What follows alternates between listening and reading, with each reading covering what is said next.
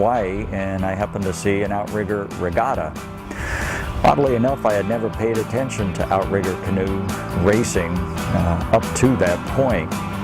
But I watched the racers, the paddlers, and I thought, that's something I can do. So when we returned from our vacation, I went down to the beach in Dana Point and met with Whitey Harrison, who was the coach at Dana Point at that time, and asked him if I could give it a try. The minute I got in the boat, I was infected. It's a sport that, for those that like the water and like being out on the water and the freedom that it allows you, and bonding with your fellow paddlers, and the training that you have to do to excel at it, it was perfect.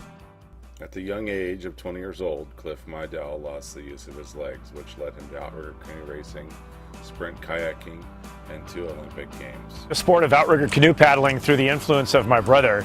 Essentially, I couldn't use my legs, so I had to be innovative, and outrigger canoe paddling involves all upper body, and this was a great opportunity for me. I got into the sport, and I really enjoyed it, and I got very competitive, and I ended up doing several races through canoe paddling. It became a great family environment, and it really propelled me later on to achieve more in sport. Fired up, going mua! Got into an outrigger canoe, and I just felt the boat move as a team. And being ex-military, you miss that team camaraderie. And once I was able to join an adaptive team, we traveled to Hawaii and to Oakland and to Warren, Pennsylvania to do adaptive canoeing and race. And it was just something that inspired me to do more with it. And working with Chance Adair as we went to the Sacramento World Sprints, the first adaptive medal class at the World Sprints, where we took a silver and a bronze. After that, Chance said I should try able-bodied canoeing.